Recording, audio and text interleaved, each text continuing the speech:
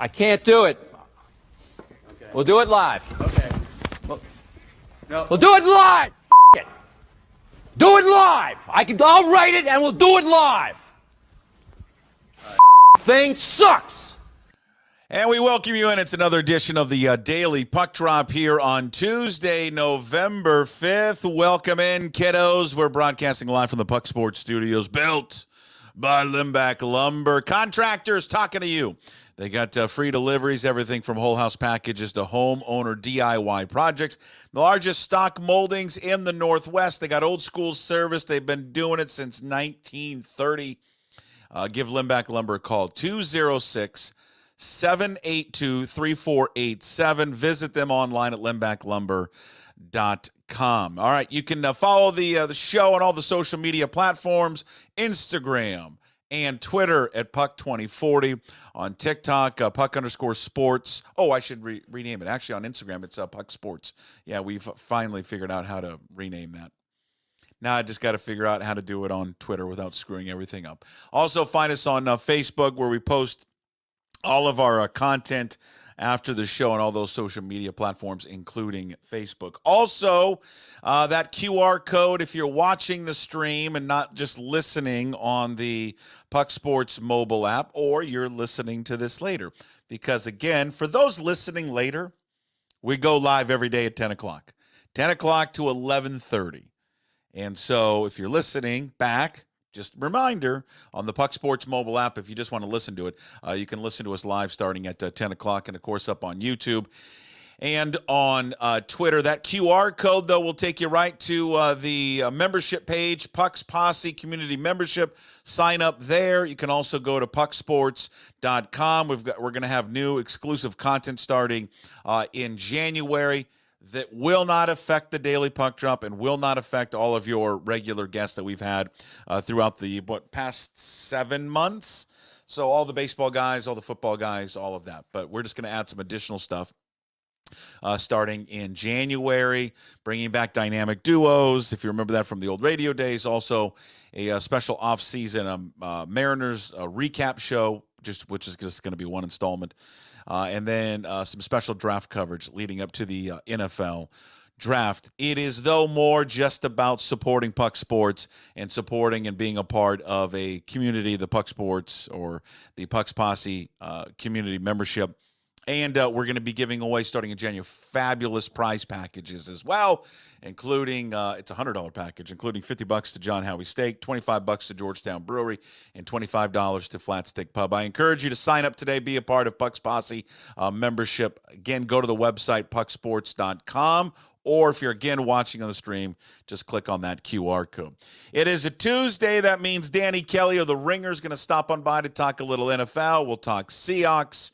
We'll talk fantasy football. If you have any fantasy football waiver wire questions and you want Danny Kelly to answer those, as my voice just cracked because I, at 48, going through puberty, if you want Danny to answer those, get him in, and I'll try to sneak in a few at the end of the show. It is the trade deadline today. It's at 1 o'clock, so that's big today in sports. Obviously, we got the college football rankings. They're going to come out today at 4 o'clock. I'm not going to be one of those people that make the stupid joke today that you see all over Twitter. Hey, today's a big day. You know, it's a big day, and here's what I'm going to do, and here's my thoughts on, wait for it, the college football rankings. I'm not going to make that stupid joke today because it's election day. I think everybody knows it's election day, but I'm not going to be that media member, and you see it everywhere. Everyone does the same stupid, tired joke every single year about, oh, today's a big day. Yeah, I mean, one of the biggest days ever. And here's what it is. My thoughts on who the top 25 college football rankings are going to be. I mean, God. Can we just come up with a new shtick? Just come up with a new one. But college football rankings come out today at 4 o'clock. I wonder if they did decide to move it today because it's election day, but whatever. We'll find out where the Cougs are going to be coming up later today. John Canzano is going to join us, johncanzano.com, and John will come your way around 10:45. I probably failed to mention that Danny's going to be coming on today in about 15 minutes from now. But we'll get the latest on the college football rankings from Canzano at 10:45. Where will the Cougs be? Is if they're at a certain, I can't imagine them being higher than 19th. Probably, or 20th. That's probably where they're going to be. And that probably just going to be too far for them to vault up later in the season. But crazy things happen in college football. You never know. There could be carnage. We always see carnage that happens in college football. So we're going to get to that. Mike Macdonald said yesterday, everything is on the table. What does that mean? And NFL trade deadline, as I mentioned before, coming up in about 3 hours from now, 1 o'clock. As Mike Garafolo told us last week, do not expect DK Metcalf to be traded. Not going to happen. Will the Seahawks try to make other trades? I don't know. They've already tried to bolster their defense with the Harris trade and also the trade there for Ernest Jones. Doubtful that they'll be active. Not really any other offensive linemen out there for them to acquire. You did have the Smith trade today as the Lions finally got a pass rusher that was long rumored to go to Detroit. He goes there. Some reason the Cowboys made a weird trade for a quarterback despite Dak Prescott going on the IR. That doesn't make any sense. So we'll see how quiet of a day it will be today for the NFL. It has been crazy the last few years, the NFL. There's been lots of trades. We'll see if Seattle and John Schneider can be active coming up a little later today. All right, college football rankings again at 4 o'clock. Yesterday, if you were joining us, Jim Moore, as he joins us every Monday, Wednesday, and Friday, we were talking about the Cougs playoff chances. And as you see in the rundown, here's my message to all Coug fans. Don't be Jim Moore. I love Jim to death. And if he's listening right now, watching wherever, he knows how much I care for him. And here's where comes the but. Don't be this fan. Don't be Coug fans. I know a lot of you out there have a hatred for the puppies. I get it. I totally understand. And nothing would make me smile more than for them to lose every one of their remaining games. It would just, I'd laugh at it, but I'm already laughing at it because the season's not going how was supposed to go for them in their transition to the Big Ten. But just understand, you want them to win games. You just do. You've already beaten them. Okay, you can hold it over their heads for a calendar year until they play next September in Pullman. Brag away and brag as much as you want. But don't be like Jim Moore and now say to yourself, I'd rather them lose than to win. Understand this. By them winning, it helps us. It helps us move up in the rankings. This is what Jim said yesterday on the show. He presented me a hypothetical on the show yesterday. The Cougs to make it into the college football playoff at number 12, but that would also mean Washington winning at Penn State and winning at Oregon. Or would you rather have the Huskies lose by 50 at Penn State, lose by 50 in Eugene, and have the Cougs be number 13 and be the first team out? I'd rather them win and we be the 12th seed. I'll go for the 50-point losses. I'll take that. We would be in the college football. I just hate Washington. Okay, I hate them that much. I don't want them. You're terrible. I want them to lose by 50, both of them. You are just. It would help us if they sorry. went out. I know. I'm sorry. So your hatred for them supersedes. I almost enjoy Husky. Your excitement. I enjoy Husky losses as much as Cougar wins. You are an idiot.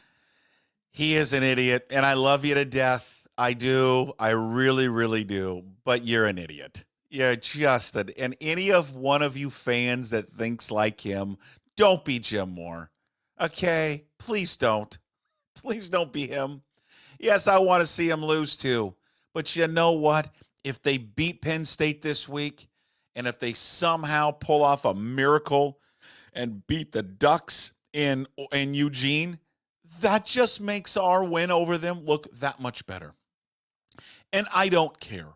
And if we are somehow left at if they lose by 50 to these games and we're 13th and all they needed to do was win one of those games and would have vaulted us up, that would be miserable. It'd be miserable. Don't be Jim. Just whatever you do, don't be one of these fans. I understand how we all have a sports hatred. Okay, everybody does. But that one right there, that sports hatred is unhealthy. And it's also unhealthy. And I do believe this. And I believe him, by the way. And I believe there are Cougar fans out there, too, that believe this, that take as much excitement. I think it's a minority. Well, I don't know if it's a minority or not. I think they take as much as excitement as a loss for them as a win for us. And that is idiotic. It just is. I like when they lose. I think it's funny when they lose. I think it's funny when they complain that they lost the game despite outgaining the other team. But you didn't hear any mention of that this week or after they beat USC, that USC killed them in the total yards. I mean, I find that stuff humorous, okay? But I don't sit there if they were to lose to USC and as excited as about like when the Cougs come back and they beat San Diego State or San Jose State. No, I take much more excitement in the team that I went to school for and the team I root for. I take much more enjoyment out of that. That's just me. So if they go on and beat Penn State, great. It doesn't change the fact that we beat them on their home turf. I know, save me the whole we didn't play at Husky Stadium. All right, we beat them in Seattle. It doesn't, if they go beat Oregon, it doesn't change the fact that you beat them earlier in the year. Now, what you're going to hear when this happens, though, and I'm just going to brace everybody for it, every Coug fan for it. Let's just say they pull off a miracle. And let's be honest, it's a miracle if they beat Penn State and Oregon. It's an absolute miracle. And they'll acknowledge it's a miracle. If they pull off the miracle and beat those two teams, what you're going to hear now is this. Lucky you got us in the beginning of the season because, I mean, look how we're playing now. That's what you'll hear. That will be the messaging coming from them. But whatever. It doesn't change it. You lost the game. Move on. But no, I would want them to beat Penn State. And I want them to beat Oregon because I want Texas Tech to knock off Colorado this weekend. I want Texas Tech to win as many games as they possibly can. I don't want Boise State to trip up. I want Boise State to keep winning. Okay? It's just, it only helps you. Understand this. In a rivalry, it's one thing to hate the other side, but if that other side can help you, it only makes sense. All right? God, please, don't let that guy influence you people. Stop it. College football rankings, again, come out at 4 o'clock today. Tuesdays are normally when we tape our Old Crimson podcast with, we'll bring it up today with Jim. You know who's going to lose his mind is Paul Sorensen. I don't know. I mean, Sorensen may agree with him. I don't know sometimes. But Jim will join us along with Paul Sorensen, and then we'll get Jamie Vinnick as well from Coug Fan. So normally we tape our Old Crimson around 2 o'clock on Tuesdays, but we're going to wait until after the rankings come out. So we'll probably tape it at 5 o'clock, and then we'll release it later tonight. My guess is, again, probably 19 or 20 is where they'll be. We'll get the thoughts from John Canzano coming up at about 10:45 today. Also, for our Cougs Corner, we caught up with Wazoo basketball coach David Riley. He'll be our guest this week as well. All right, so Mike Macdonald, as we transition over to the Seahawks, said yesterday that everything's on the table to improve the football team. I guess that's playing time, schemes, whatever it means. But everything will be on the table here in the next few weeks. He did say when he was asked about Geno Smith, he says they have all the confidence in the world about Geno Smith. They're not going to make a move with Geno. So, Jim, if you're watching and listening, you're not going to win your $250 because they're never going to bench him. It's not going to happen. And it's the right decision to make because it's not a Geno Smith problem. It's not.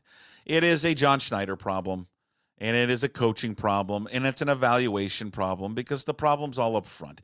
And we've been talking about this for 10 years now, and we talked about it leading up into this season and all of the preseason, analysis of where this football team was going to be. It all hinged on the offensive line, and the offensive line is awful.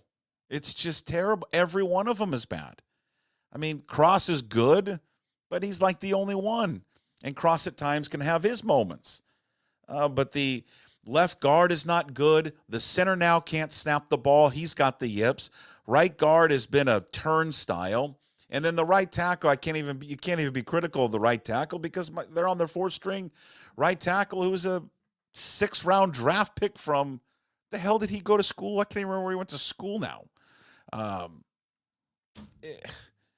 Can't do anything. I don't know. You tell me what Ryan Grubb, and I know there's a lot of, and it's probably mostly from Cougar fans, that there's a lot of Ryan Grubb, discourse out there right now and criticism and all that. What is he supposed to call? What's he supposed to run? You just tell me. What is it? What is he supposed to line up in? I mean, nothing works. Nothing works because he's got no time to throw the football. They can't run because they can't run. They can't block. They're averaging right now 91.2 yards rushing a game. That's what the Seahawks are averaging right now. If that holds up, that pace holds up, in fact, it could get worse, it will be their lowest total in a season since Carroll's first year in 2010. That year they averaged 89 yards a game. And then they revamped everything and they improved their offensive line. Of course, they make the trade for Marshawn and all of that. 89 yards a game they averaged. They're going to fall.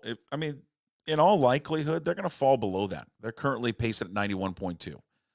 And they're just wasting a real good running back in Ken Walker. I like Zach Charbonnet. I think he's a good backup running back. He's not a number one, but he's a good backup. But their inability to draft and develop offensive linemen, it's just it's a head scratcher. It just is. And I don't know if they're capable of actually doing it because they have had so many years to try and fix it. John Schneider's two biggest mistakes as a general manager that ultimately, I'm not saying this year, maybe not even next year, but ultimately could cost him his job, is going to be that they didn't spend the resources or the financial commitment to building an offensive line, a sustainable one. And then the other one, too, is drafting and developing a quarterback. He has talked about it year after year after year and spent a lot of time talking about it leading up to this past draft. They never, since they traded Russell, had an answer for Russell Wilson. Never. Drew Lock, Geno Smith, Sam Howell. And what is discouraging about it is that of the place that he came from was all about finding that next quarterback and having that next quarterback ready to go. When the starter, who was either getting too long in the tooth or you had to make a move, was ready to move on, we're going to draft quarterbacks, develop them. Maybe that will be the heir apparent to the guy we have now, or we can trade them to another team. Matt Hasselbeck, Mark Burnell. He never did that here. And I don't get it. I don't understand it. So you think about the future where this team is at right now. There is no future at quarterback. They don't have it. Geno Smith's not the answer. Sam Howell's not the answer. Who knows what you have coming up here in the draft this year. Doesn't look like the strongest class free agency-wise. Again, not strong. We've talked about Sam Darnold before. A trade out there. Who knows? But the two biggest things that will ultimately lead to his removal as the GM of the team, if that does happen one day, will be that. Failure to address the offensive line, failure to have a long-term solution there at quarterback, which is just odd because again, of where he came and that system he came from with the Green Bay Packers. Macdonald did acknowledge that Abe Lucas yesterday could be back for the 49ers game. DK up in the air there with the Niners. And we mentioned this before about Mike Macdonald there with Jim yesterday. And I think it's just worth repeating one more time. And we talked about it yesterday on the Ground Puck Seahawks podcast with Tim Booth and Curtis Crabtree. Go check that out. We do it every Monday at 11 o'clock, and it's up there. The podcast with Tim Booth and Curtis Crabtree is up there right now. Sloppy, undisciplined football team. Lead the league in penalties with 74. They're fifth in yards. They had 12 more this past weekend for 95. 8.3 penalties a game. Leads the league. I mean, they're the sloppiest team I can remember. We're going to get the thoughts from our next guest, Danny Kelly, who joins us from The Ringer. You love Danny. You know Danny, senior staff writer, Ringer Fantasy Football, Ringer NFL Draft Show, all brought to you by Georgetown Brewery, locally owned and operated. Of course, they got fine American beer there at Georgetown. Manny's Pale Ale, Bodie's Off IPA, Lucille, Rogers. And I'm telling you, something special coming soon. Tap room open, 10 a.m. to 8 p.m., 7 days a week. Visit them at georgetownbeer.com. Danny, how are you? I'm doing all right. How are you doing? Good. You got some witty joke today about, about, the election. No, it's not about the election. It's about my top 5 rankings coming out. Big day in American history here. We got the NFL trade dedeadline. There it is. I want to put all those people. We're going to, you know what? I might just jump early to the barge. All You're you gonna put yourself? Stupid media people that make that joke every year. Yeah. But putting you on the barge. Just every 4 years, the same stupid, big day coming up tomorrow. Big day. Very important stuff. Very important Could stuff. change the future of our city and our country. Yeah, it's college football rankings coming out later today. There we go. How surprised are you when you watch the Seahawks play? Just how sloppy they have been this year. Yeah. I mean, the penalties, the procedure penalties, not having guys on the field, running guys late onto the field. It just seems like they are one of the most disorganized teams I can remember. Yeah, it's I would say like one of my first impressions I felt like over the first 3 weeks of the season was that, this feels totally different. This is a disciplined team. This is a team that is obviously all on the same page, and that's gone completely out the window the last few weeks. You know what I mean? Like, this is one of the most frustrating. Like, that loss to the Rams, I don't know if I've been that frustrated in literally like a few years in terms of just watching the Seahawks. I was like, it was a grotesque display of mistakes and terrible decisions and what was it? 12 penalties, 7 sacks, 3 turnovers, 11 quarterback hits. Just, oh God, it was just so frustrating to watch in so many different ways. And then of course you add in like all the people talking about like, why do we fire Pete Carroll again? Like, that to me is just annoying. It's like, can we move past it? Like, he's gone. He's not coming back. That being said, like, I understand the criticism of Mike Macdonald right now because, this is, I think, a big deal that they're just so undisciplined. And I think it comes back to, like, again, we talked about it a couple of weeks ago. I think, like, just the leadership on the Seahawks team needs to step up at some point and like get these guys all on the same page. You can look at coaching for sure. But I mean, the players are the ones that are out there just lining up in the wrong spot. The formational penalties are just driving me insane. And of course, I will say, for people that don't watch the NFL, this stuff is happening all over the league. It's kind of weird. It's been like a big focus for the NFL this year, like procedural penalties. A lot of guys are getting called for like moving forward at the line of scrimmage right before the snap, lining up in the wrong places, like all these things. So it's happening all over the NFL. It's a weird focus for the league this year. And it's just like, who wants this? Who cares? And they've really, it's weird. It's interesting you bring that up. One thing I've noticed is that they've really called the offensive linemen down the field. Yeah. A ton. They're just really ticky-tack this year. Yeah. They're like trying to set an example for these teams. We saw this in the preseason. Actually, no, sorry. We thought in the first game, you remember, it was Chiefs-Ravens, and there was like 8 procedural penalties in the first half, and they just like kept calling guys for being, it was like offensive linemen like a half a yard too far back off the line of scrimmage. So for whatever reason, this is happening around the NFL a lot. It's not just the Seahawks, but I think the Seahawks in particular have been really frustrating to watch. just from a discipline and lining up in the right spots, this isn't like even a particularly young team. This is, I think I looked at like the snap weighted age for the Seahawks, like players. That means like the guys that are actually playing, they're like in the middle of the pack. It's not like a really young team. So there's no real good excuse other than I think coaching is letting them down and the players are just not doing a good job. Danny, we talked about this, I think, earlier in the season. I don't think this would have been a problem had he not taken the pictures down. Yeah, let's point to that. I think that's a good idea. Let's definitely do that. If they lose 2 more games, that's going to my whole thing. That's going to be my whole. I actually really like this take. If they lose to the if they lose to the 49ers, Cardinals, and then if they lose to the Jets, I'm going to go full wrestling. And my working thesis is going to be, if you didn't take the pictures down. I'm jealous of this take. Okay. It's a really good take. How things would have been different. And I want to just see sliding doors moment right there. I want to just see how far I can take it. Yeah. To how much I can just really rile people up to think that I'm serious about it and just to really piss them off. Yeah. I'm gonna really lean into it, I think. It's like for Halloween. Anytime I dress up for Halloween, it gets I really lean into that character where I won't break character like the whole night. Method actor. Yeah. I'm a method actor. Basically Daniel Day-Lewis right here. You got to get like a shorter, chubbier version. Yes. He hasn't worked for a few years. That's that version of Daniel Day-Lewis that you're. Yeah, where has he been? He's just enjoying life. I don't know. He's probably, he'll come back at some point. Can't even tell you his last movie. The Phantom Thread, maybe, which I did not see. I'm not 100% sure Gangs of New York. No, come on. I can't remember. There was Gangs of New York. There was There Will Be Blood. Yes. The Phantom Thread. I'm probably missing a handful. He was so good in There Will Be Blood. Oh yeah. Oh my God. Iconic. The end of it. Yeah. The milkshake, the bowling scene, just so good. God.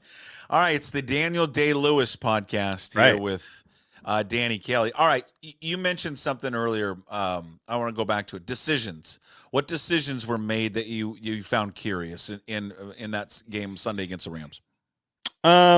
I actually liked the decision in overtime, if that's where you're getting at. I don't know. Where did you land on that one? I thought that decision in overtime was ultimately, I like an aggressive mindset. I know that you could make the argument that the defense had been playing all right that game and gives them a chance to win if they kick that field goal right there. But it's 4th and 1 and you can't get a yard in 2 attempts. I just think the decision making of the play call maybe is what you could bring up. And I think I didn't particularly love it just based on the fact that they didn't do anything on 3rd down. They couldn't get much push. The defensive line had been annihilating the Seahawks all game long. They couldn't really run the ball.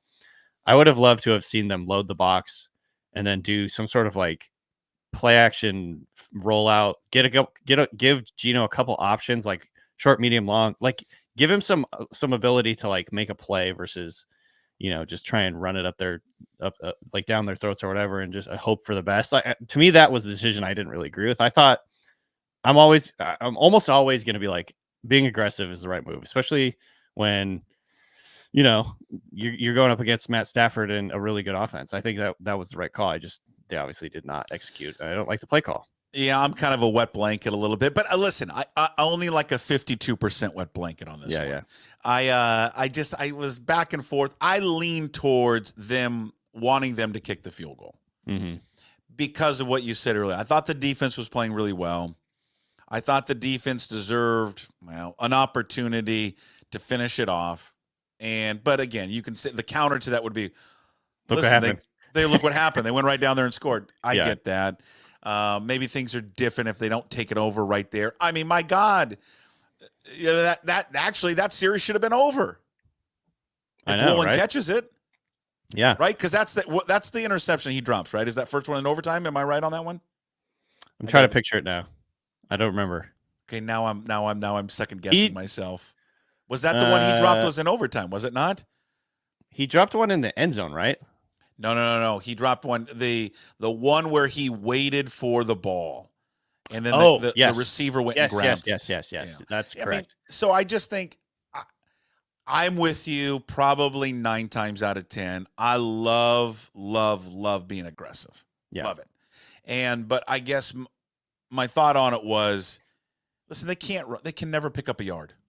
They can't. Now, they were running the ball pretty well actually on that drive. And so I get why the decision to do it. Like, God, he's picking up like 4 yards, 5 yards every time he touches it. But I don't know. I had a bad feeling about it. I know some people have been critical that, when the Rams called the timeout, you came back in the same formation. Right. I don't know. I mean, maybe that would be a criticism there of Ryan Grubb. But I wanted them to kick the field goal. I'm not going to sit there and die on a hill on it and be like, that's the worst decision ever. It's just, that's what I would have done and put it in the defense's hands. But again, I certainly see the other side of it. And you saw it last night with, Mahomes and Stafford and these guys. When they get the ball, man, they're unbelievable with the game on the line. I think, and I'm the same way as you. I'm like, I'm not like passionately go for it there. I think my point of view is always like, what would the other team's fans want you to do? And I feel like most of the other team's fans probably want you to kick there, not go for it and go for the win. 100%. It's like scarier if you're going for the win. And if that's like my philosophy is just like do what the opposing team's fans don't want you to do, you got to go for it there. I personally, and like if we're talking about like decision making and play call and all that, it's like, and I always feel this way, but like getting everybody and lining up in a really tight bunch formation with everyone right in the middle of the field and thinking your guys can just overpower the guys in front of you, like doesn't make any sense to me. Why didn't they spread things out? At least, give the Rams something to think about. Maybe we'll pass it. Instead, it was just like they could load up and like go as hard as they possibly could at the line of scrimmage and like blow up the play. If you watch the play, like guys were flying in off the edge, like JSN missed a block, and that was the guy who ended up tackling Kenneth Walker. Like he flew in off the edge. It's like he's like an outside guy.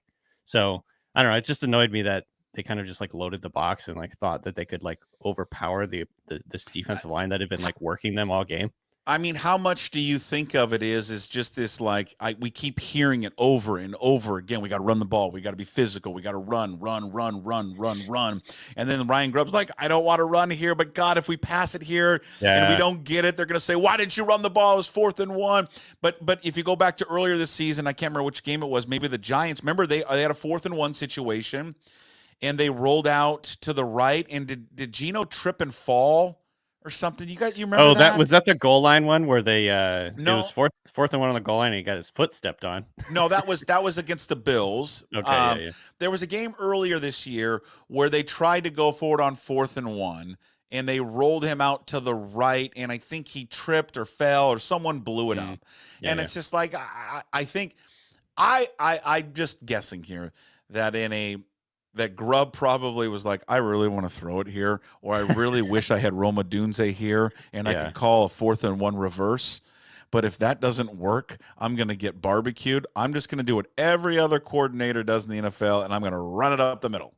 Yeah. And, I think, I don't know. I just think you get caught up on this notion that you have to run so much that maybe it influenced his decision there. I don't know. Yeah, maybe. I mean, honestly, like it was a weird ass game. I saw this stat. I don't know where I saw this stat. My friend sent it to me, but it was basically like if you add up all the sacks and interceptions that Geno threw in the game, it's like negative 30 EPA. So like expected points added. He basically took 30 points away from the Seahawks. But on all the plays that he wasn't sacked or intercepted, he added like 28 points. He was like incredible on all the plays that he didn't make terrible. It was like the worst game for any quarterback I've ever seen. You know what I mean? Like those picks, the horrible pick 6, the horrible pick later. Obviously, like those look like terrible plays. But like if you look at what he did in the game, also to bring him back, get him into overtime, he was throwing some freaking dots out there. And so it was like that was like also complicating the decision making too. I'm like, if they decide to throw in this situation, I could defend it because like look at what Geno did for the last like couple possessions. He brought them back. But then on the other hand, it's like he also basically put them in this position to lose. They should have been up probably like 15 or 20 points in this game at some point. So yeah, it was a complicated decision. It all came down to it. He basically just ran off left guard or whatever it was and didn't work. But I'm not going to lose sleep over the decision to go for it. Frankly, I think it was the right choice. Is it fair? Do you think it's fair to have a conversation whether, as of now, after what are we 9 games? Yeah, 9 games in the season. Mm-hmm. Is it fair to just they get the head coach right here? They get Mike Macdonald right. Is it fair to? I'm just asking. Is it fair to at least bring it up? Yeah, it's fair. I think it's fair to bring it up. Yeah. What do you think? Yeah, I think it's fair to bring it up. Put you on the spot. I do think it's fair to question, with all the penalties, all the sloppiness, all the everything that's kind of gone wrong with the Seahawks over the last couple of weeks, like how much coaching has to do with it. But at the end of the day, I still am a Mike Macdonald like proponent. I still think he's like the right guy for the job. I just think like everything that's kind of could go wrong has gone wrong for the Seahawks the last few weeks for whatever reason. And it doesn't necessarily bode well for what for the coaching, but or it doesn't reflect well, I should say, on the coaching. But I'm still willing to give him some time here. I'm still hopeful that he's going to turn things around. I don't think he's the one thing I will say is like I don't think he's an idiot. I think he's a really smart guy, and I think for the most part I have like thought his decision making has been good. And you know what? The defense was a lot better in this game. Yeah, it was. So like if we're trying to find some like positives, like they played a really good Rams offense pretty damn well. And he's not the one throwing the pick 6 from the 5-yard line. So like that play in particular kind of changed the game completely in my mind. Like if he comes out a tough win against a really good Rams team, like I think as a pretty good Rams team, if they'd won that game in overtime, I think we're having a totally different conversation. And so I think that's something you have to keep in mind. He lost the game, but like, did he lose the game? No, I would say no. I would agree with you on the defense. I thought the defense, they gave up 13 points. Yeah. I'm taking away the touchdown in overtime, but the 13 points in regulation to a team. Now, did they get benefited? I think they got benefited because Nakua got kicked out for just something that was so stupid. Right. And I don't know how you throw them out for that, but okay, whatever. It benefited the Seahawks. I get it. If I were a Rams fan, I'd be pretty pissed off about that. And I think you have a right to be pissed off about it. But I thought the defense played great. And I think he acknowledged afterwards that he simplified it. And I think that therein lies some of the problems with him this year. I think his defense is so complicated and is so much about trying to confuse the offense. It's what offenses have been doing to defenses for the last 10 years. It's Kyle Shanahan. It's Sean McVay. But I think his defense was confusing his own players. And I think he needed I need to reel that back in. And then I wonder, I don't think that's the case for Grubb, Danny. I don't think his offense is too complicated. I just think it's what we've been talking about all year long. He just does not have an offensive line. And if you don't have an offensive line, you just can't get to your playbook. I'd love to know what percentage of the playbook he can actually dip into. Right. Yeah, and that would be like my defense of Geno Smith too this year is that like if you look at the numbers, I think I saw this from Mina Kimes actually, like Geno Smith has had by far the most quick pressures applied on him than any quarterback in the NFL this year. Like, and that means it's not like he's holding the ball and trying to do too much. It's like, oh God, there's somebody in my face right away. You know what I mean? So it's really frustrating, honestly. Like I think one of the big takeaways that we have to have this like nine games in is like, man, can the Seahawks are they ever going to have a good offensive line? You know what I mean? Like, it just feels like we haven't had a good offensive line since 2005 or whatever.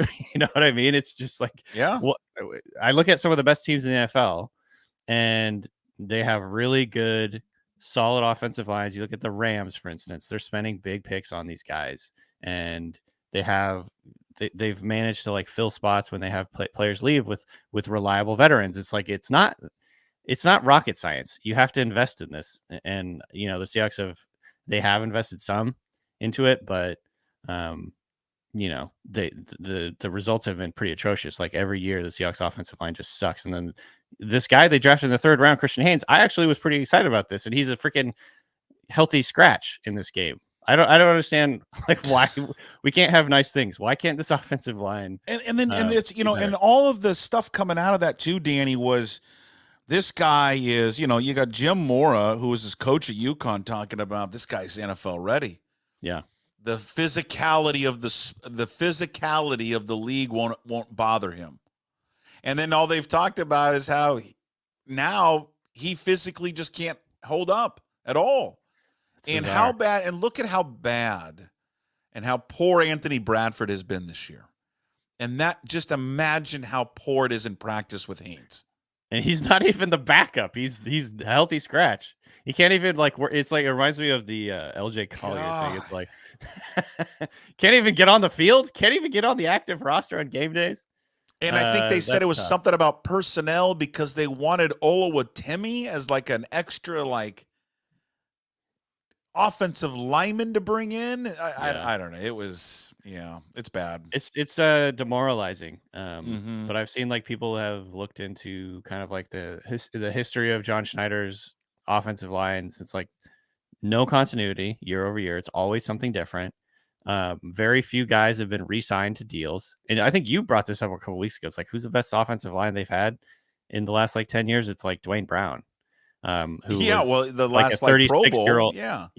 He's like a 36-year-old guy they traded for, which man, that was great. Can we do more of that? Let's get more of those happening. I'm really excited about Charles Cross, but apart from that, it's really demoralizing, and it like hurts the whole offense. I think this could be like a really good offense. Yeah.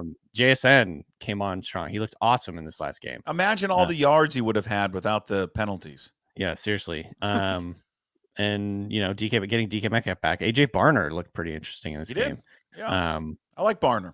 Cody White, who, let's be honest, I totally knew who that was before this last game. I totally was aware that he was a human being on the Seahawks. I had never really seen him, but I had to listen to all the guys in the training camp because they always gush. They always gush over one player.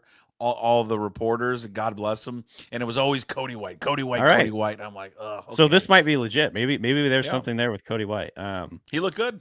But yeah, I don't know. To me, it's like I don't think Gino is probably not like the long term. No, whatever. But I think he's pretty damn good, especially relative to like what you're paying him and how you got him. And I think the offensive line is a bigger problem, and the defense.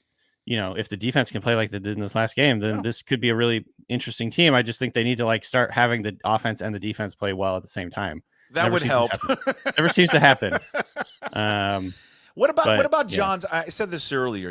If let's say ultimately, if years down the road, they move on from John Schneider. One thing that will be written about was a lack of ever addressing the offensive line. And then the thing that always surprises me is never having a plan after Russell Wilson. Yeah. You were talking about it as I came in, like when they first got hired, or when John Schneider first got hired, it was like, we in Green Bay, we drafted a guy every year. Always had like a pipeline. And then he drafted like 2 quarterbacks ever. So it was something like that in like 13 years before Wilson. 14 years. And then, oh my God, who was the other idiot that they drafted? Late, it was a late draft pick. Yeah, what's his name? He was like the mobile guy with all the didn't he have a bunch of tattoos? Was he Rutgers? Teal? Go? Oh, yeah. Magoo. The Magooster. Oh God. I'm sure I'm guessing that there was maybe like 1 or 2 other guys in there, like late round picks, but they did not do what they said they were going to do, which is like try and invest in the position every year. No, they didn't. They did it all. Yeah, it's just I don't know. Magoo. Hey, Magoo. All right, before you go, it's a waiver wire Tuesday fantasy football. What do you got? What do you know? The waiver wire is rough this week, guys. I would say at the running back spot, like your best bet is probably Isaac Guerrero for the 49ers. If Christian McCaffrey ends up not coming back right away, or maybe they're trying to ease him in over the next few weeks and don't really play him a lot, Isaac Guerrero could be the starter with Jordan Mason still nursing a shoulder injury. So that's like a guy to keep in mind. Past that, there's basically a bunch of handcuffs at the running back position. Blake Corum, Braylon Allen, Trey Benson, Tyler Algier. These guys are not necessarily people you want to plug into your starting lineup, but they're more like stashes in case guys get hurt. And at the receiver position, Jawan Jennings for the 49ers is a guy that I think you should go grab. If Cedric Tillman is out there, absolutely make him the priority pickup this week. But also Jerry Jeudy and Elijah Moore for the Browns. That offense is pointing in the right direction with Jameis Winston. I know he didn't have a great game this last week, but they just pass at a higher rate, and he's just more accurate than Deshaun Watson was. And Xavier Legette for the Panthers. is an interesting option, especially with them trading Jonathan Mingo. Like, he's kind of going to be like their number one going forward. And then for tight ends, Mike Gesicki and Taysom Hill are like the two guys I would go look for on the waiver wire this week, I should say. Taysom Hill, especially because he's just their red zone specialist. He's going to score touchdowns. He's going to get opportunities for carries and targets in the passing game. What do you about that? Real quick on this question from Joey. Time to give up on Travis Etienne. Thinking about dropping him. What do you think? I mean, yeah, probably. I think right now, at the very best, he's going to be in a timeshare. I know he's coming off an injury, so that may have something to do with like how little he's played over the last few weeks. But like Tank Bigsby is just straight up better than him. Yeah. So, I am not like 100% sure that we're going to see less ETN going forward, but I think right now, like he just is not very valuable, and Dowdle looked pretty darn good in this last game. I think they're going to ride him a little bit more. Zeke is well past his prime. But I mean, obviously the Dowdle thing is interesting because Dak is going to be out like a month. Yeah. So I don't know what the upside really case is. He's sort of like a plug him into to flex. You might get like 9-10 points type of player, I would say, more likely. But it's better than maybe being on the ETN train right now. The ETN is like not startable at this point. Okay. There he is, Danny Kelly from The Ringer. He's with us every single Tuesday at 10:20. You can follow him on Twitter, Danny B. Kelly, senior staff writer for The Ringer Fantasy Football Show, plus The Ringer NFL Draft Show, all brought to you by Georgetown Brewery. Check out the tap room, open 10 a.m. to 8 p.m. 7 days a week. Visit them at georgetownbeer.com. You can catch all Danny's episodes up on YouTube. Check them out also on the podcast, Apple, Spotify, wherever you find a podcast. Of course, up at pucksports.com. Danny, you're true American. And remember, it's a big, big day for America because it's the NFL trade deadline. Absolutely. So keep using those stupid-ass jokes, you media people across the country. All right. Love it. Love you, Danny. All right, you too, man. Talk to you soon. Yeah, there he is. Danny Kelly joining us there from The Ringer. All right, let's talk a little college football. He's waiting, and it's a big day because it's the college football rankings coming out later today. John Canzano joins us now for his weekly visit, brought to you by Zeke's Pizza. Best selection of pizzas and local Northwest craft beers. Visit Zeke'sPizza.com. Follow John on Twitter, John Canzano BFT. Read all of his work at JohnCanzano.com. And, of course, the radio show, The Bald-Faced Truth, down in Portland, Oregon, 7:50 The Game. And what you're going to find with John is not some stupid joke today about why it's an important day today. It's real, real important for America because of the college football rankings coming out at 4 o'clock. Hi, John. I'm gonna lean into it. Is that okay? Yeah, okay? lean into it. All right. So here's the deal. My wife, TV news anchor, and often she found herself anchoring on the weekends opposite the Super Bowl. And I would always ask her, like, what are you going to put on opposite the Super Bowl? And she'd say, well, you counter program. Like, that's why the Puppy Bowl is on opposite the Super Bowl. So we're going to counter program a little bit here. I think it's an opportunity. Let's lean into this decision day, this election day, all the chaos that will ensue. And let's just acknowledge and embrace the idea that we're going to be what sports is supposed to be. It's supposed to be a diversion, damn it. This is supposed to be fun. This is not supposed to feel like a bunch of hand wringing. It's one of the final frontiers where we can all join together and we don't have to talk about religion. We don't have to talk about politics. We can talk about sports. It's the only thing really that brings the masses together. Yeah. I think it's why it became a battleground, like, in the last decade, because think about it. There's this algorithm on Facebook, an algorithm on Twitter, an algorithm on Instagram that kind of feeds you what you are into and aligns you. Like, if your mom is leaning one way or the other, all she's hearing is the stuff that agrees with her. Sports is a place where everybody's there. Whoever you're sitting by at the stadium, you don't know who that person voted for or where they lean, where their ideology is economically or otherwise. And so I do think it became a battleground for that reason, Puck. I think politics looked over and went, hey, they're all still paying attention there. Let's get in there and try to change some minds. Let's jump into it. 4 o'clock today. Where are my Cougs going to be ranked? All right. Where are they going to be when the rankings are announced today, starting at 4 o'clock? Well, I think it's interesting to look at the committee. I took a deep dive on the committee and I looked at who's on the committee. Ward Manuel, the Michigan AD, is the chair of the selection committee. There are several ADs, there are several former coaches, but I think one guy in particular that jumps out at me, I'm very interested to hear what his voice is in the room, is Mike Riley, the former Oregon State coach. Oh, Here's a guy Riley. who he understands Washington State and Oregon State, and he lives in Corvallis. He gets coffee in downtown Corvallis in the morning. And so I'm interested, is Mike Riley going to have an influence in this thing that sort of, has the back of the Pac-2 or the Pac-12 or whatever you want to call them, whether independents. But I think the Cougs are going to be pleasantly surprised. I think Coug fans who, a week ago, everybody was saying 11-1, there's no way you get in. All of a sudden, Texas Tech beats Iowa State, Washington beats USC. Suddenly, you might have a top 25 victory there against Texas Tech by the end of the season. And it looks a little nicer for Washington State. So look, I am penciling Washington State in around 18 in this initial poll. I think that's about where they're going to be.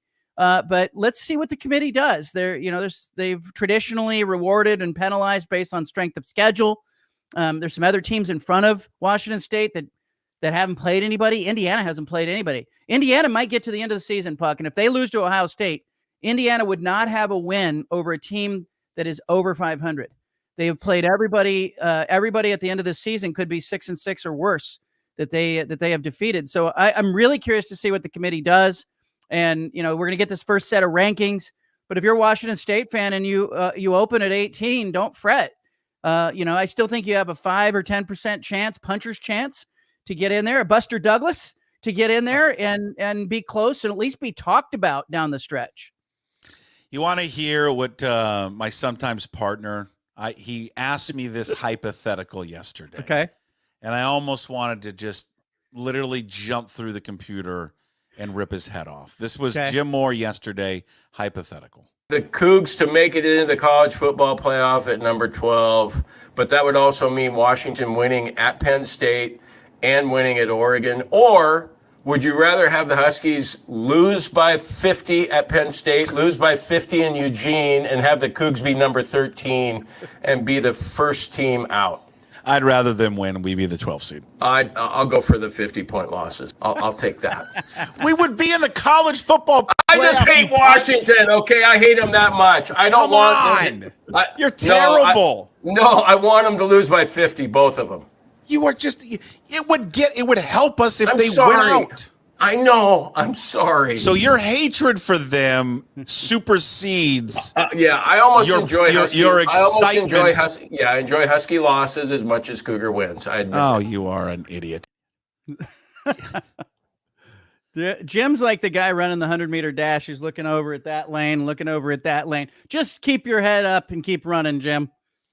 Hey, Cougar fans, you want them to keep winning. Yeah.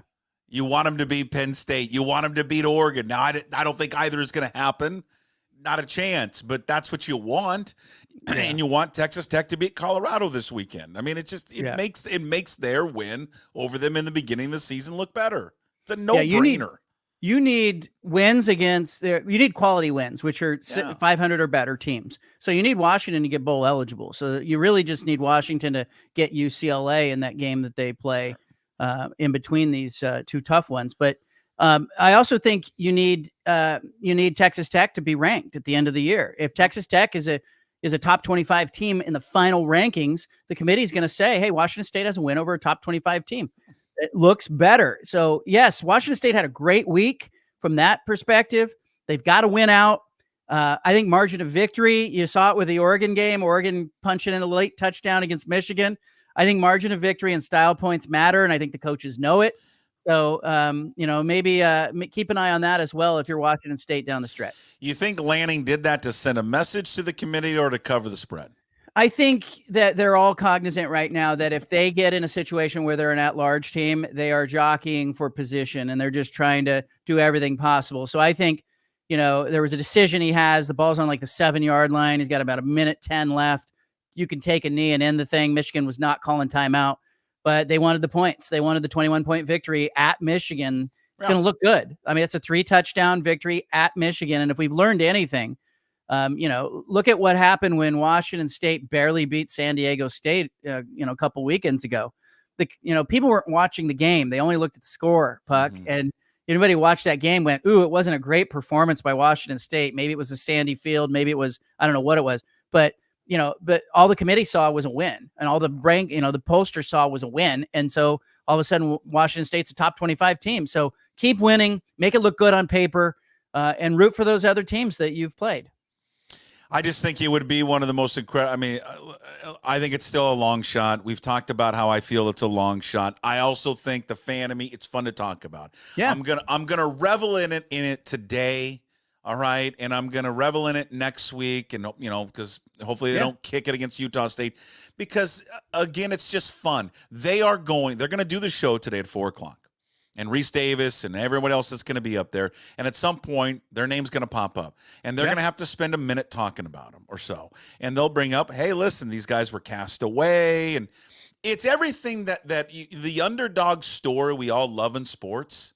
We do. We gravitate towards it. And they are the biggest underdog story in college football right now. This was a program that was left to die. And Oregon State left to die. And now they have found themselves, and I have acknowledged this every time. It's like a disclaimer for an ED medication. I understand their record wouldn't be 7-1 if they were playing in the Pac-12. I get it. I know their record is benefited from the people that they have played, but they can only beat those teams that they have played, and they beat 2 Power 5 teams anyway. So, but again, I'm gonna love it. It's going to be fun for them to talk about it for a minute today, and then the next week, and then the following week. And if they don't get in, they don't get in. I had zero expectation they would get in the college football playoffs anyways. But, for Cougar fans, just like reveling. It's fun. This is what, again, sports should be. I look back, at sort of the G5 teams that had one loss and what the committee did with them. And Tulane in 2022 was sitting around number 14, entering kind of the in that conference championship week of the season. So look, if you are Washington State and you are talked about and you are relevant, that was the mission this year. Right.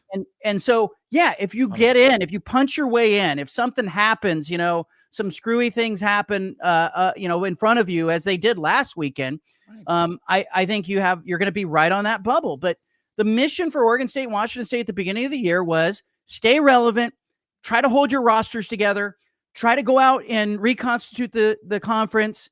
And I think if you're Washington State, you're going check, check, check. And you're going to get talked about in the next month. Yeah, absolutely. I mean, let's say if you're a Cougar fan, you got to turn your attention. You want Virginia Tech to knock off Clemson this week. Clemson's got 2 losses, all right? Yeah. You want Ole Miss is at home against Georgia. You want to root for the Dogs. You want Georgia to knock off Ole Miss. That would give them 3 losses. And you want Texas Tech to beat Colorado and so on and so forth. I mean, it's just there's going to be something to kind of pay attention to every single week. God forbid. I mean, can Florida State pull their head out of their asses and knock off Notre Dame? Probably not. You want LSU. Most likely, you want LSU. You want LSU to beat Alabama at home because if they beat them, then it's done. I mean, Kalen DeBoer's out. He's done. I mean, he's not out, but he's out of the college football playoff. Gonna have 3 losses in the conference. Done. And look, these things you're mentioning are not long shots. Like you're mentioning some things that could happen. And I've watched Texas Tech since that Washington State game, and that win is starting to look better and better. Washington has not been good away from Husky Stadium, but. Right. I think they're going to get to 6, and that makes that a quality win, and so you need just some of these things to fall in your direction. But I think if Washington State wins out, Puck, I think they're sitting around 13, 14, 15 if they get no help. And so keep an eye on this thing. I think they're going to be talked about until the final ranking, and that is the mission.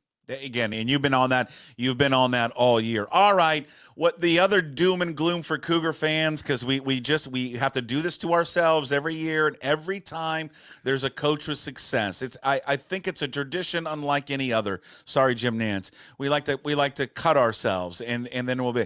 Well, I mean, part of me doesn't want to go 11-1 because if we go 11-1, then we're going to lose our head coach. It's just. We can't have nice things, and we have to always focus on like the negative things. It's like last year. I don't know if I want to get in the NCAA tournament because we get in the NCAA tournament, Kyle Smith's going to leave. Right. All right. So what? He leaves. They go 11-1, and there'll be openings across college football.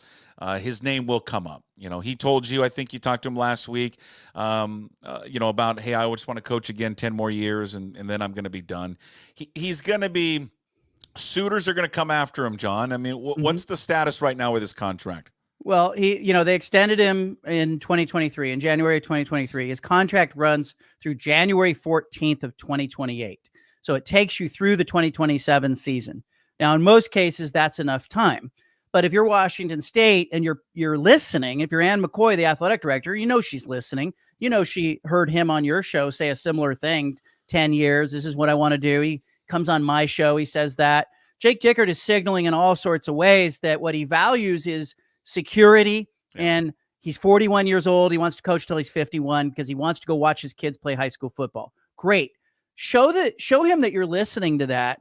And it would be a great proactive move by Washington State to come out and give him either a 10-year deal, extend it to 10 years, or give him the Mike Riley contract that Oregon State gave Riley years ago, where they said, hey, every time you win 6 games, automatic 1-year extension.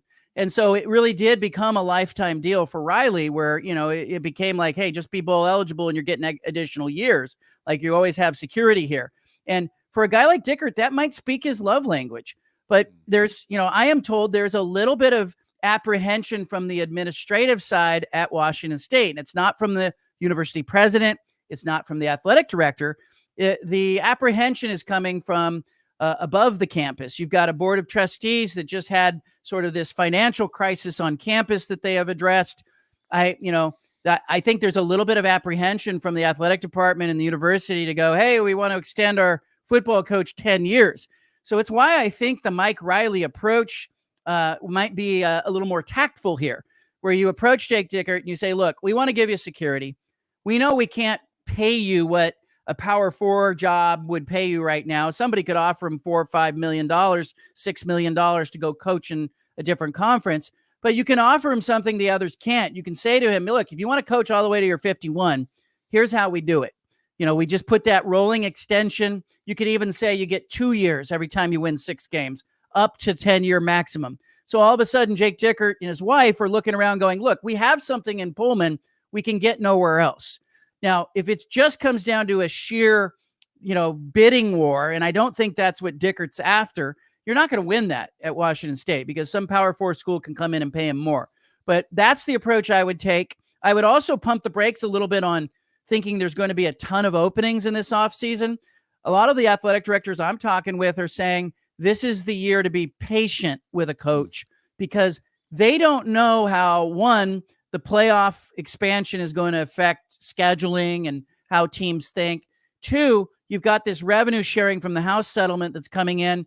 Their world's spinning a little bit. This may not be the time to fire your coach, pay a big buyout, and make a change. This might be the time to stay with a guy for 1 year while you kind of figure out the financial logistics of what's in front of you. But certainly, I would be proactive right now. I am told that Ann McCoy, regular contact with Jake Dickert and his agent.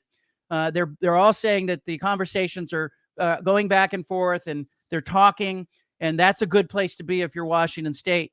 But I might ramp that up a little bit if I were Washington State and start talking about, hey, how about a little rolling extension? Could you get that by the trustees who have been, I think, really shell-shocked by the finances of 2 and 3 years ago? Yeah.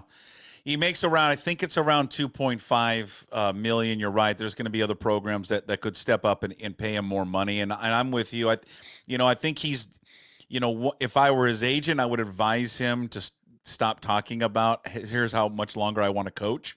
Mm-hmm. And how much I love small towns, because you're kind of taking away your negotiating tactic there. It's kind of throwing that out the window. I think Washington State should use that in their favor. And I'm not saying lowball him. I'm just saying, to your point, here it is. You want to. He's a small town guy, and I believe him. When he said it to me a few weeks ago or months ago that I want to coach 10 more years. And I'd like it to be here. I believe him, and I'm a guy that doesn't believe any of these guys. I don't, because I've always called them professional liars. Yeah. And to a degree they are. But, there's something about him. I just think he's such a small town guy. He likes it. I think he likes that small town environment. I think he likes where his kids, the whole leave your doors open, kids running around. I think he digs that stuff. And I do believe him that he wants to be done, at 50. Because I think he saw, his dad, and I think he saw others in the profession, not be there for sporting events. And knowing him a little bit, I just don't think he wants that. He doesn't want that style of being a father. He said that. I mean, I said, what is that about? Because, I've always talked about, I don't want to be the old guy in the press box where people are going, why is he still showing up? Right. You see it in coaching. You see coaches that miss the childhood of their own children because they're coaching other people's children. And so Dickert said that, he was talking about, his kids are playing like flag football or something right now. And he was saying, hey, they're finishing off a championship season. You could tell he was invested in it. Yeah. And he wants to be there. And I said, where does that come from? And he said it was from his own parents. And so I think if you're Ann McCoy, if you're Kirk Schultz, I know Schultz is leaving in another year or whatever.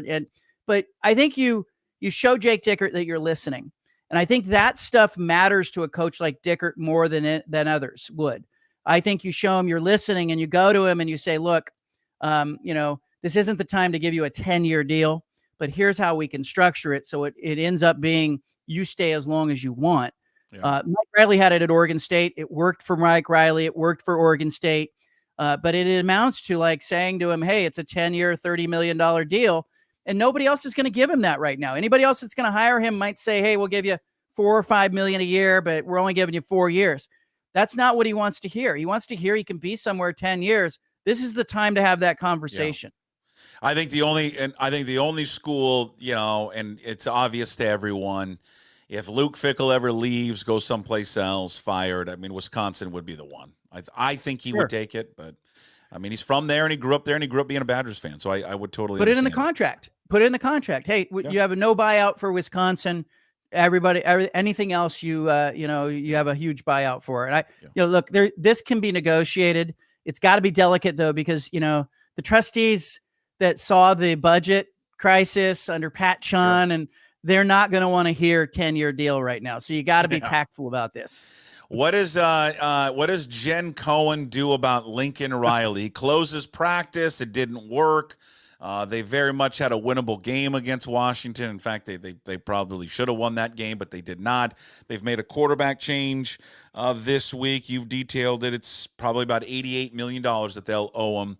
And you talked about it in your mailbag this week up at johncanzano.com. The first 3 people you would call, and those first 3 people would be? I go right to Chris Peterson, call him. I don't think he'd take the job, but that's Jen Cohen's first call. You talk to Peterson, then you talk to Kalen DeBoer. And, how happy are you at Alabama? Could you duplicate what you're doing at Alabama at USC? I think we've learned that one of the reasons Nick Saban left Alabama was that he probably figured out he wasn't going to have head and shoulders the best players anymore. He wasn't going to have the best team anymore. Kalen DeBoer going through some of that at Alabama. And then the third guy is Jonathan Smith. And so, those are the 3 phone calls you make. But this is what it comes down to, Puck. Lincoln Riley's a child. Like, you have a child who is a football coach. He's closing practice. He's picking on a reporter. He's saying all the wrong things. If you're Jen Cohen, you had Chris Peterson. That's an adult who's a head football coach. You had Kalen DeBoer. That's an adult who is your football coach. I can't imagine having to deal with Lincoln Riley, not just the losing, but it's the other stuff. But the question is, can the donors at USC afford $88 million? Are they willing to write that check and fix that mistake? Or is she stuck with him 1 to 2 more years? I still think the phone calls are the same, whether it happens now, whether it happens in 2 or 3 years, whether Lincoln Riley goes to the NFL.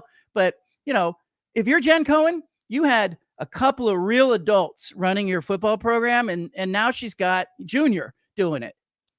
Yeah, he's it's not a good fit, and he doesn't carry himself, as a coach should carry him.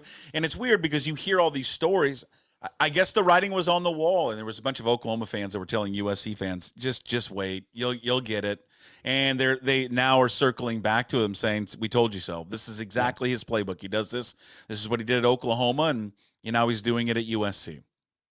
I remember when he was hired, there was this coronation going on. Everybody was saying, they're going to win the Pac-12 every year. And, he came in, he had success with Caleb Williams in year 1. But, his second year, he goes 5-4 in conference play. Like, they weren't great. And now they're 2-5 and facing, they're losing close games. He is acting immature in the wake of those games. It's a matter of time with him and money. The $88 million might be too much for USC to swallow, but maybe there's a buyout in there. Maybe there's an NFL job that he would jump to, but this is not working. He's getting out recruited in his own backyard by schools like Oregon. He, without Caleb Williams, he looks naked out there.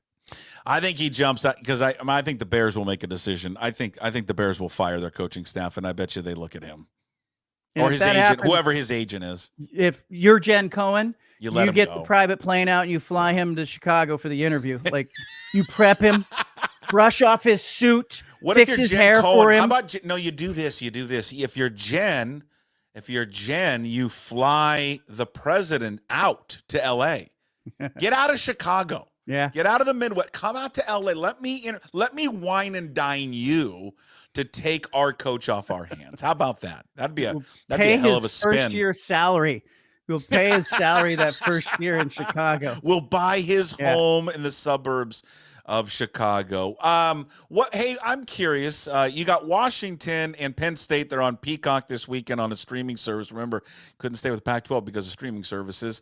Also, it's going to be in like a movie theaters apparently on IMAX, like charging $21 to go watch it. What have the Big Ten ratings been like this year?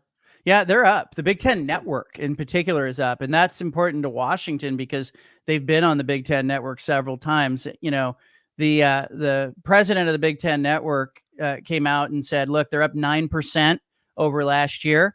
The top-rated games are the Washington games, so that Seattle market is really delivering for the Big Ten Network, and so they're largely celebrating that as a win and saying this has been fantastic, and they're crediting, this Seattle market because they haven't had the Ducks as much, even though you have a minimum number of games. Yeah. The Ducks have landed on Fox and CBS because they're winning at a big level. But this has been a success for the Big Ten.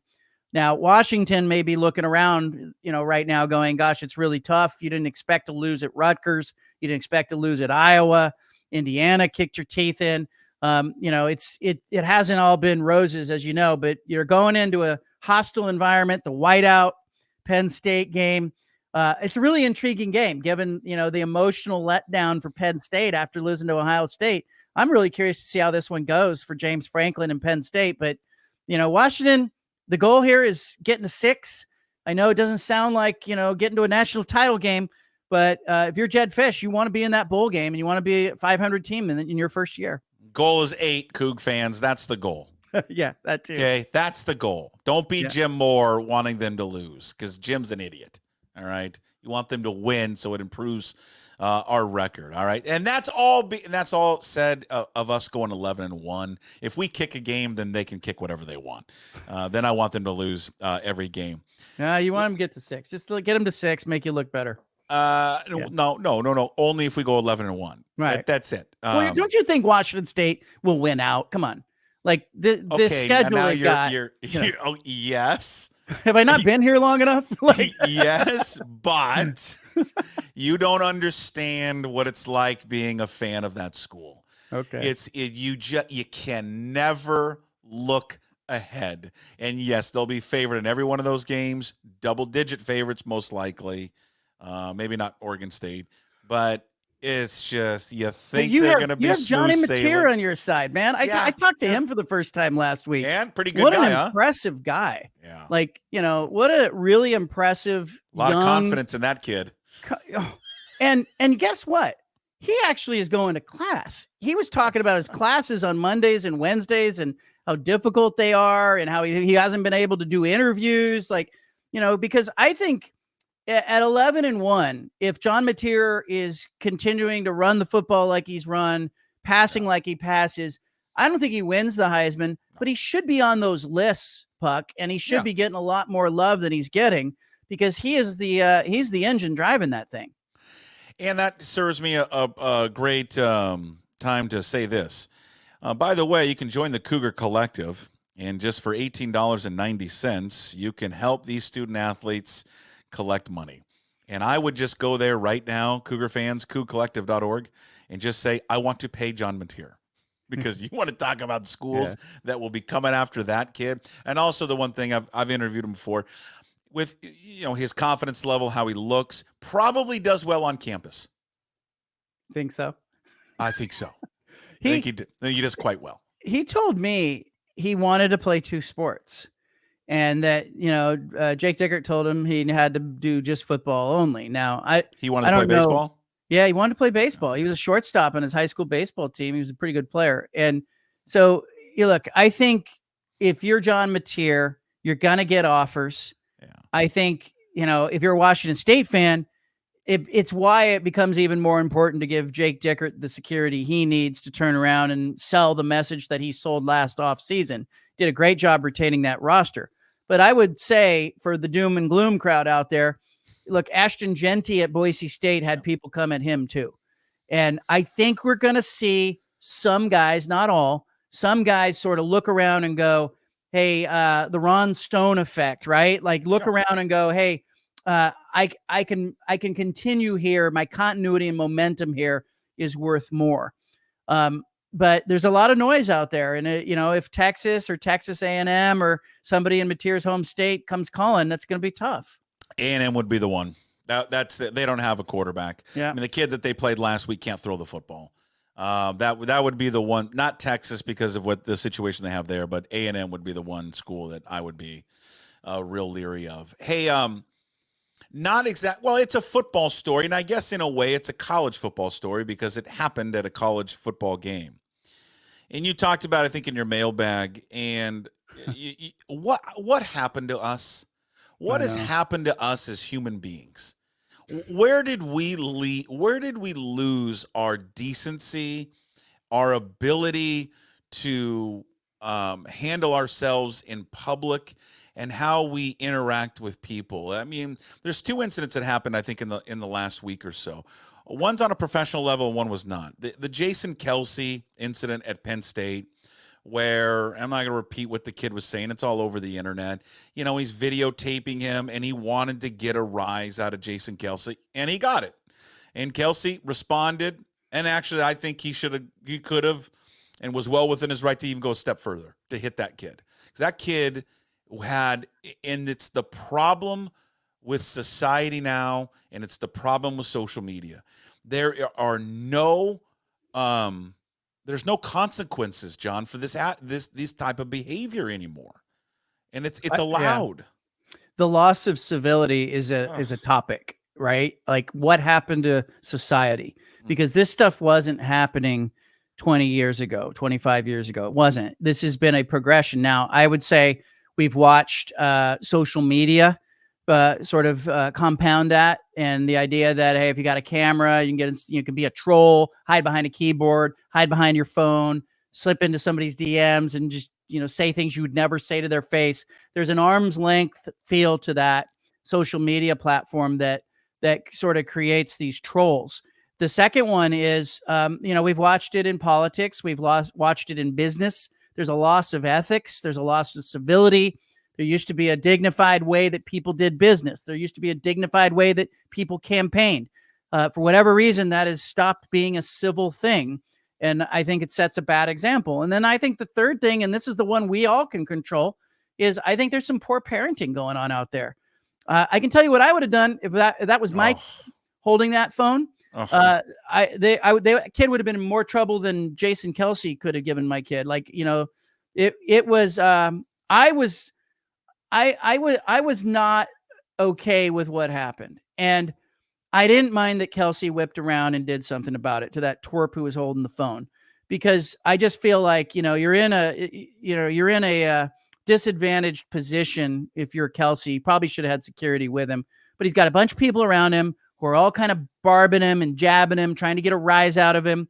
And he finally hears something that triggers him, and he turns around and deals with it. I love that he spiked the phone. I love that there was a consequence to that idiot saying what he said. Kelsey's apologized, and he says, I didn't want to meet hate with hate. My wife and I disagree on this. She says, you got to stay above it. But I think there's a point where you just, if you're mouthing off to Mike Tyson, there's a point where you might get your butt kicked by Mike Tyson on an airplane or wherever you are, Kelsey in a parking lot. I don't like it at all. I think the more we talk about it, the better it is. But I would like to see people return to a place where we have a little civility and a little dignity with each other. I think that again, and I think for anybody criticizing him for how he handled it, you got to be above it. You've never been in it. You've never been in that situation. And when you involve a loved one, a family member, I mean, it just crosses the line. And that kid is so lucky. In fact, I think Jason Kelce showed restraint. Got off easy. Because there's another video that shows, once he picks up the phone and hands it to him, where that kid is still going in on him. Yeah. And calls him the B word and is like basically, I'll kick your ass. This kid, if Kelce wanted to murder that kid with his bare hands, he could have. Yeah. And that kid is lucky. He's lucky that he didn't do anything.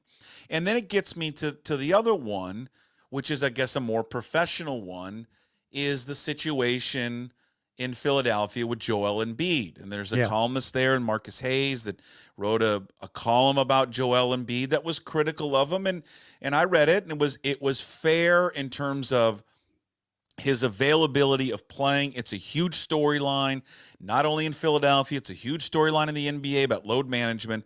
But the problem was that he brought up the columnist about his son and then his dead brother. And there was no reason for Marcus Hayes to bring it up. It had nothing to do with the article. Yeah. And I think, look, I've been in that situation where you're trying to make a point and you see the connection. And I've had editors say, hey, look, I don't know, do you want to say that? And it gives you a chance to think about it. So I think there's a breakdown there with the columnist could have made his point without bringing up the deceased brother, could have made the point without bringing up the Joel Embiid's son. Leave them out of it. What do they have to do with what Joel Embiid is doing now? And if you want to make the point that Embiid, when he had his son, had this real desire to make his kid proud of him, make that point without bringing up the dead brother. Because when you get personal with Embiid, when you start talking about his brother and his family, and the child was named after his deceased brother, I think you're getting too far away from your point. So I think the newspaper, the writer, and the editor had a breakdown there, and it distracts from what would have been a really good piece. And Marcus Hayes is an experienced journalist, didn't need that stuff to make the point.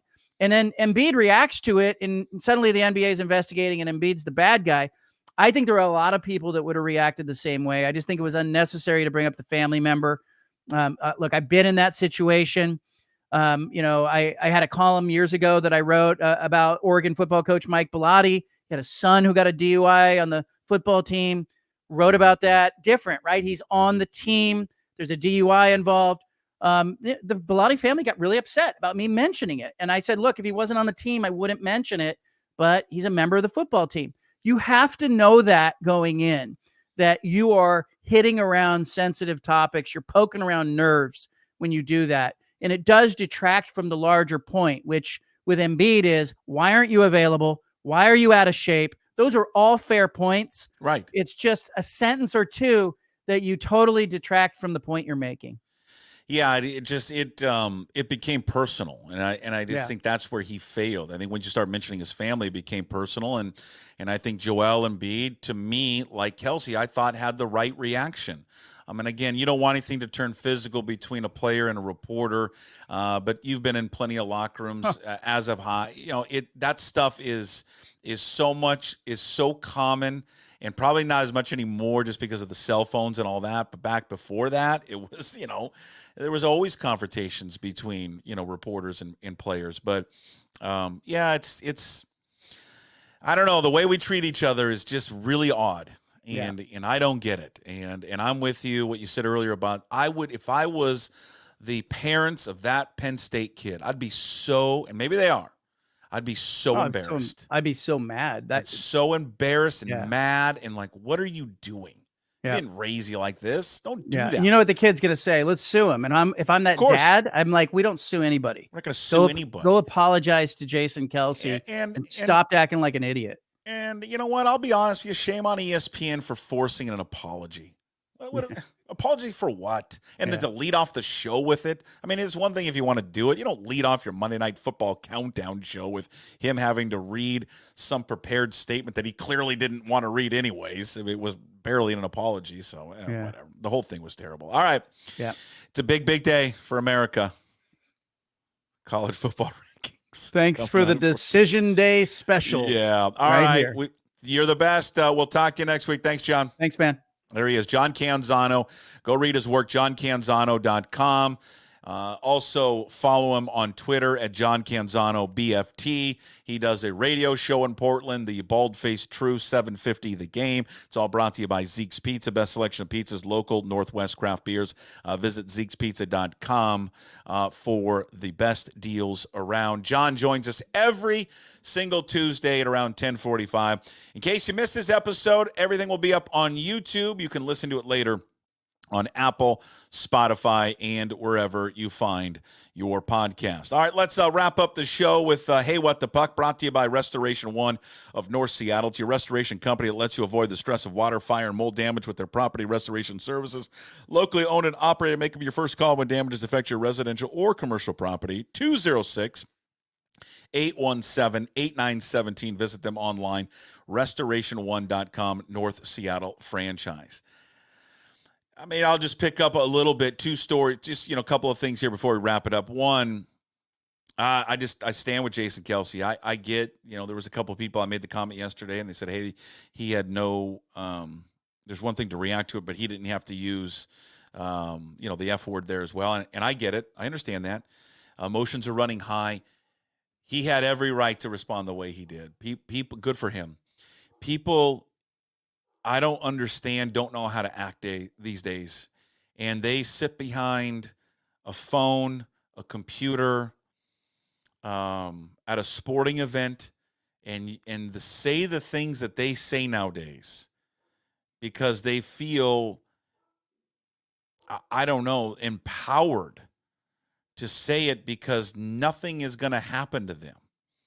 And listen, we're on social media all the time. I think there's a lot of great things about social media. I think it brings people together, and from different parts of the world, and it's like this big community. But I also think from a behavior standpoint, it has ruined us. It has ruined us. A lot of us, not everyone, but a lot of us, where you think you can say stuff, and there are no repercussions for it. On a small scale, I've dealt with it for years, working in radio and working on here, what people will say on social media. I mean, you just ignore it. Sometimes you don't. But it just, when you can hide behind, at 124598876 and don't show your name, it's easy. And then you think because you could talk online like that you can then get away with it in person. And that kid at Penn State probably was talking about that a lot on social media, about Kelce and Travis Kelce and Taylor Swift and all that, and thought, I see Jason Kelce. Now I can say it to his face. Nothing's going to happen to me, because you know why nothing's going to happen to me? Because I have a cell phone out. And if I point that cell phone in his face, he knows that he can't react, because if he does react, he's going to be the bad guy because he's the famous person. All right? Or I'll sue him. I'm on a much smaller scale. I mean, I detailed the story, a week or so ago with the idiot at the baseball field who just, again, refused to take his dogs off the field when our kids are playing baseball. And then, goes into this whole hey, you ask him, hey, do you mind just taking your dogs off the field? I pay taxes. I can do whatever I want. I mean, all we did was ask you to take your dogs off the field. And then it escalates to a point that it's getting heated. And I know in the back of my mind, I want to do something to this guy, but then who's around? There's a bunch of people watching. There's a woman up on a field that has a cell phone out recording it all. If I do something, No one's, I mean, and again, this is a small scale. No one's going to know that guy. No one's going to even give two shits about that guy. But if I'm on there, then that gets everywhere. You can't react. So, for Kelsey, that kid is lucky he didn't respond more. He's lucky, especially after he broke his phone and then went back to pick it up and then got in his face again. And there's a moment, you can watch the video, where Kelsey was probably really, really close from decking the kid. And then just like snapped back to reality, like, I can't do this. Everyone's got a cell phone out, and I'm going to be the a-hole here. And I'll get sued and all of that. But for the parents of that kid, I'd be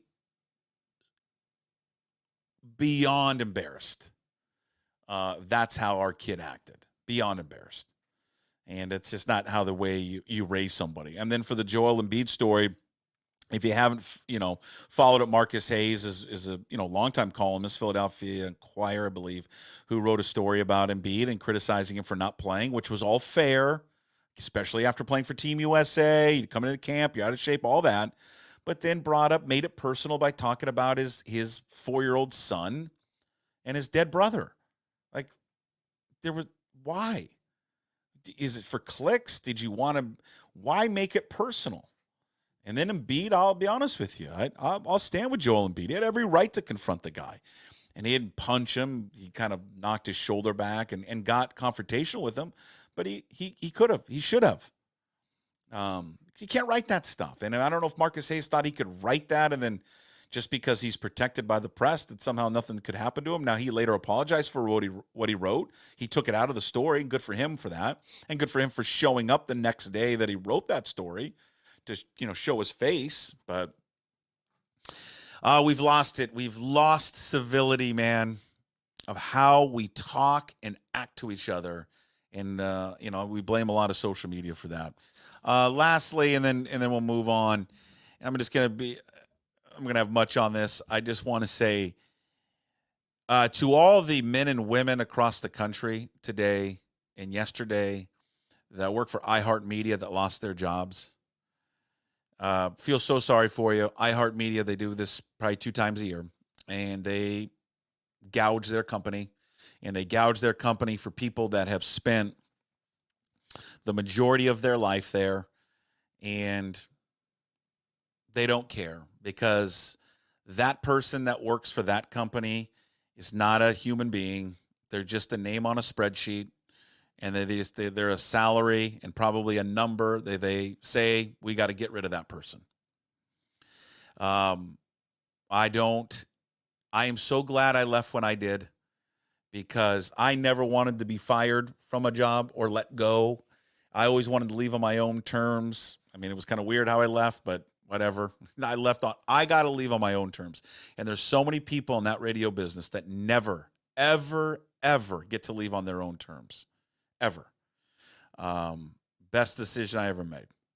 And for those men and women who had worked for 20 years for that company, and to find out, you're done. And it's impersonal.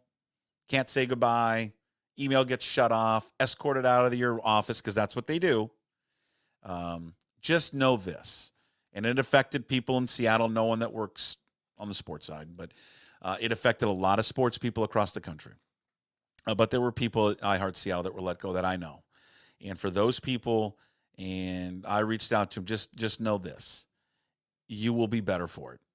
You will be better never working for that company. It's unfortunate what they have done to local radio. They have honestly across the country ruined it. And it's sad, because there's a lot of people that work their asses off for one of the coolest jobs in the world, in media, and run by a company that does not care about them at all. All right, that's it for Hey What the Puck. It's brought to you by Restoration One in North Seattle. Your restoration company lets you avoid the stress of water, fire, and mold damage with their property restoration services. Locally owned and operated. Make them your first call when damages affect your residential or commercial property. 206-817-8917. Visit them online. Restoration1.com, North Seattle franchise. Again, click on that QR code if you're watching on the stream, whether live or later. That's going to take you to the Puck's Posse community membership. Please sign up there. You'll get all the details of what that entails to join the Puck's Posse community membership. You can also, if you're listening, just go to pucksports.com, and the link is there on the website. Also, all of today's show will be up on YouTube later, which all of our shows are. So if you don't know, up on YouTube at Puck Sports, and then also on Apple and Spotify, wherever you find your podcasts, of course, pucksports.com. Coming out later today, we're going to tape our Old Crimson Cougars podcast later this evening. We'll release it this evening as well. We usually do it Wednesday morning, but we're going to release it tonight because we'll react to the reveal of the college football rankings coming out at 4 o'clock today. Reminder, we always, if you're listening back to this on the podcast, we go live every day from 10 to 11:30. You can watch it on YouTube, on Twitter, and, of course, on the Puck Sports mobile app. Download it today from the App Store. I get this all the time. Hey, I try to click on the Listen Live button. If you're not listening during the 10 to 11:30, it's just not going to work because it's only for Listen Live. Just to point that out. But we're live every day at 10 o'clock, and, of course, everything podcasted up later on all the different platforms. All right, that is it. We will see you tomorrow on Wednesday's edition of the show. Ryan Divish is back. We'll talk to Divish about a more off-season Mariners talk, looking at Cal Raleigh, Dylan Moore, Gold Gloves, decisions that the Mariners need to make. Free agency is open. Are they going to pursue any of these guys? And then Rob Staten from SeahawksDraftBlog.com will join us to talk Seahawks football there with Rob. So until then, we'll see you tomorrow. As always, we promise to be better. No shoes, no ties. Would anybody like to smoke some pot? Yeah. I was born to love you. I was born to lick your face. I was born to rub you. But you were born to rub me first. What do you need my address for? We'd like to send out a mailer. Mother of mercy, I don't speak Japanese!